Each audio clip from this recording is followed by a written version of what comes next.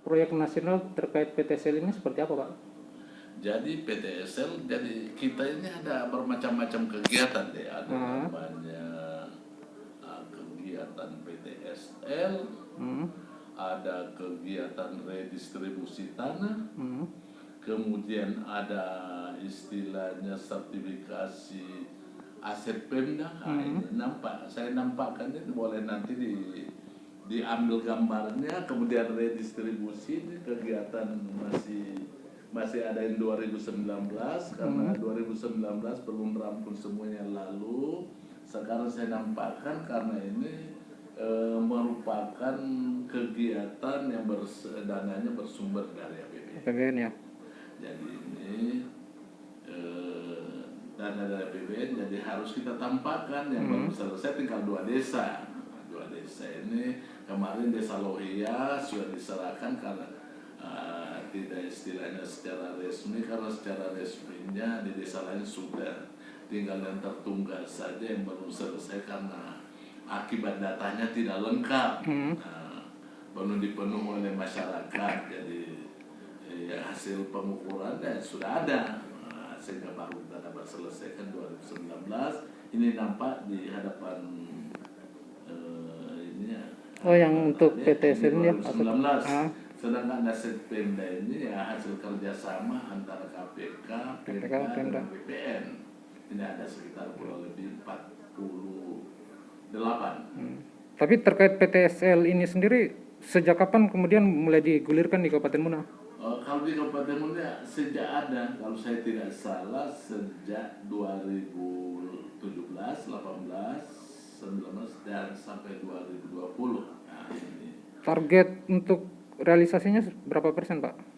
Kalau ini istilahnya PTSL untuk 2020, karena ini istilahnya di data fisiknya itu sudah di dashboard itu sudah 100%. 100% ya? 1.831 untuk sertifikasi hak atas tanah dan PWT 2.535. Nah, jadi ada istilah pemetaan bidang tanah 2.535 bidang. Kalau untuk target di Kabupaten Muna, realisasinya berapa direncanakan untuk target 2020 ini? 2020 yang itu yang saya sebutkan tadi, 1000 sekian itu ya? 1.831 bidang tanah. Jadi ini kalau di sini kan ada istilahnya data fisiknya. Data fisik, kemudian ada data istilahnya, kalau berdasarkan dashboardnya ini sudah 100%. Tetapi ini baru sebagian yang ada wujudnya yang ada di sini, karena masih ada yang dikatakan lengkap apa semua. Setelah siap berita acara baru diserahkan kepada kepala kantor karena ada namanya ketua adjudikasinya. Untuk sertifikasi sendiri ada syarat untuk masyarakat atau memang mengikut aturan dari pusat? Maksudnya syarat-syarat terkait PTSL? Ada petunjuk teknis bahwa yang kepala kantor yang menunjuk atau Kakanwil menunjuk ketua adjudikasi dilantik oleh petugasnya, dan ketua adjudikasi dilantik oleh kepala kantor pertanian. Tapi PTSL ini berlaku untuk semua desa di Kabupaten Muna kan? Tidak juga, hanya yang masuk dalam penetapan lokasi. Jadi itu yang tidak masuk. Untuk lebih jelasnya teknisnya mungkin di seksi teknis. Seksi teknis ya. Kepala kantor hanya menampung, menerima, dan memerintahkan untuk diserahkan kalau sudah terkumpul. Jadi memerintahkan kepada petugas untuk diserahkan, karena dia antara istilahnya pejabat teknis membuat berita acara, hasil pekerjaan diserahkan kepada kepala kantor, melaporkan ke kepala kantor, menindaklanjuti, memerintahkan untuk diserahkan kepada masyarakat. Ya. Sama dengan yang nampak sana nih, kegiatan redistribusi tanah itu. Kalau itu sudah 100% dari target 1.500. Oh, yang Redis 2020 nih? Iya, sama dengan PTSL. Jadi kegiatan-kegiatan ada redistribusi tanah. Kalau redis ini dalam bentuk apa, Pak? Maksudnya kegiatan? Redis yang memang istilahnya bekas kawasan. bekas kawasan. tanah milik masyarakat, Ah. tetapi itu tadinya masuk dalam kawasan hutan, Oh. tapi ini sudah turun dan statusnya menjadi istilah penurunan status. Penurunan status dari pemerintah. Iya, dari kawasan. Dari kawasan kan. Jadi itulah nanti upaya Kementerian ATR istilahnya menetapkan untuk kegiatan redistribusi tanah. Objek land reform. Redistribusi tanah ini termasuk kategori dalam itu tanah ulayat juga ya? Jadi istilahnya, jadi kami sih kan nanti diri ya kami tidak berani juga mengatakan dia, tetapi karena ini penetapan subjeknya apa dengan objeknya itu ditetapkan oleh bupati melalui SK. Nah, jadi baru bisa kita istilahnya kita usulkan untuk kita tegaskan dari tanah negara menjadi objek redis. Jadi seperti itu. Kembali lagi Pak ke PTSL, karena memang ada beberapa kejadian ini rawan permainan di lapangan. Jadi untuk PTSL sendiri sebenarnya pembiayaan dari APBN kan, tapi untuk realisasinya seperti apa? Betul, ya. Karena saya sempat juga mencari-cari terkait PTSL ini, ada yang masuk untuk pembiayaan APBN, ada yang menjadi beban ke masyarakat sendiri. Itu seperti apa? Jadi istilahnya kalau kami ini di BPN sama sekali kami tidak pungut biaya. Jadi gratis. Jadi bukan sumbernya dari APBN. Bersumber dari APBN berarti kita hanya masyarakat menyiapkan istilah tanda batas dengan meterai. Tetapi kita tidak ada lagi sangkutannya mengenai pembiayaan, mengenai wujudnya, jumlahnya, pada semua ini masih nampak fisiknya apa semua, dan yang belum selesai dilakukan baru sebagian itu berita acaranya. Jadi yang saya tanda tangan berita acaranya berdasarkan apa yang diselesaikan dari ketua judikasi. Kalau seandainya ada laporan dari masyarakat terkait ada biaya yang dikenakan dalam pengurusan PTSL ini? Wah, kalau begitu saya selaku pimpinan di sini tidak pernah memerintahkan bilang menarik biaya. Berarti kalau ada yang ditemukan seperti itu oleh masyarakat, oknumnya itu siapa dan siapa yang merasa dirugikan, ya, seperti itu. Ada satu contoh kasus terjadi di salah satu desa di Kabupaten Muna. Itu terindikasi dalam hal penetapan untuk biaya penarikan untuk penertiban PTSL, dan bahasa di kwitansi itu akomodasi untuk prona. Itu seperti apa Pak? Wah, jadi begini, dilihat oknum yang melaksanakan apakah aparat BPN atau aparat kelurahan. Kalau kelurahan kami tidak pernah, karena di sana ada yang mengatur, ada dasarnya, ada peraturan bupati kerjasama 3 menteri. Iya, ada kerjasama 3 menteri. Iya, ada. PTR. Ada dasarnya, ada SK bupati, nanti ditanya di sana. Kalau proses maksudnya apa ya, sinkronisasi program PTSL ini antara pemerintah desa dengan BPN sendiri?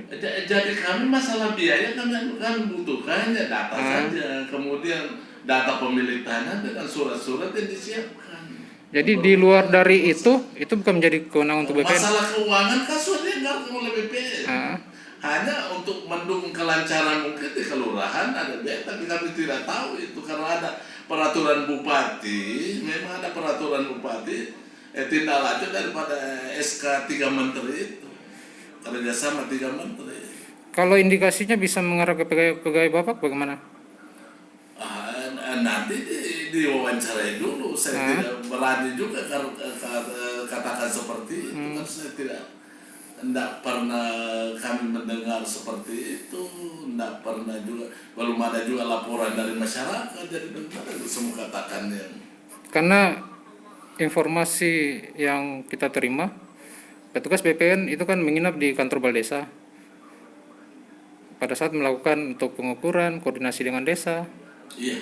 Maksudku hal-hal seperti itu kan terjadi pembicaraan antara pihak BPN dengan kepala desa atau pihak pemerintah setempat. Kami tidak pernah bicarakan masalah. Enggak, maksud saya ini apa yang disampaikan oleh BPN ketika melakukan koordinasi ke, kan istilah penyampaian dengan resmi sudah melalui penyuluhan bahwa tidak dipungut biaya.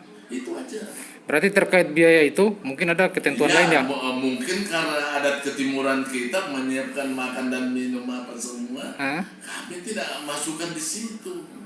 Kami datang ini kalau memang kami tidak dilayani, kami membawa aqua 1 botol untuk minum sendiri. Itu kami beli sendiri, bukan harus bilang harus disiapkan baru kami melaksanakan tugas. Selaku aparat BPN ya kita harus mengabdikan diri untuk memberikan pelayanan kepada masyarakat. pada intinya di luar tadi itu semua menjadi kewenangan di luar BPN ya. Iya, Ketika ada itu kami tidak tahu dari aparat desa atau perangkat desa kami tidak tahu seperti itu karena memang ada atasannya juga yang mengatur, ada camat, ada bupati, dia ada peraturan bupati yang mendasari sampai seperti itu. Nanti diwawancari saja lah. Kalau mengenai orang BPN tidak ada perintah bilang mau ada biaya lagi. Tapi saya sempat juga menelusuri dari aturan Menteri Agraria ada penetapan untuk tarif per regional seperti Sulawesi 250, tapi di standar batas minimumnya itu 150. Iya, Itu bagaimana? Makanya diatur di dalam Perbuk itu. Masing-masing daerah kan berkembang, daerah Jawa ada seperti tingkatannya, tetapi kita sampaikan pada saat peneluan. Kita tidak ulas itu, nanti ditanyai, diwawancarai lagi nanti pihak kelurahan siapa bagaimana. Jadi kalau kami BPN tidak ada lagi biaya selain daripada APBN karena petugas sudah dianggarkan di sini, sudah ada biaya. Tanggapannya kita kalau ada pihak pemerintah setempat mematok tarif 200.000 per kapling? Kami tidak bisa campur karena ada atasannya tersendiri. Kami adalah Kementerian ATR, bawahan dari Kanwil BPN, jadi begitu. Jadi batas kami melaksanakan tugas, kami wujudkan hasilnya dengan berdasarkan anggaran yang ada, kami wujudkan hasilnya. Nah, seperti itu. Jadi posisi BPN sebenarnya di sini seperti apa Pak gambarannya? Melaksanakan tugas-tugas di bidang pertanahan, mewujudkan rencana kegiatan kan nampak sekali ada wujud. Iya. Target untuk Munas sendiri untuk sertifikasi tanah seperti apa? Kan saya sudah jelaskan tadi PTSL ini 1.831 untuk sertifikat haknya. Kemudian pemetaan bidang tanahnya ada 2.535 bidang untuk 2020. Sekarang yang kita jelaskan yang keadaan sekarang kan. Kendala yang dihadapi Pak untuk pertanahan hari ini? Kendala yang selalu kami hadapi manjanya masyarakat. Manjanya masyarakat kadangkala kami selaku petugas BPN utamanya di Kabupaten Muna ini berhari-hari kami tinggal di lokasi tidak dimanfaatkan, manja masyarakat. Misalnya kami sudah ada di lokasi, masyarakat masih istilahnya santai-santai aja. Kita katakan saya pernah istilahnya jalan di lokasi. Saya bilang, Pak kenapa sudah ada pertanyaan? Dia bilang belum, nanti habis pasar. Habis pasar makan tidur nanti besok tidak jadi lagi karena kalau kita sudah makan ngantuk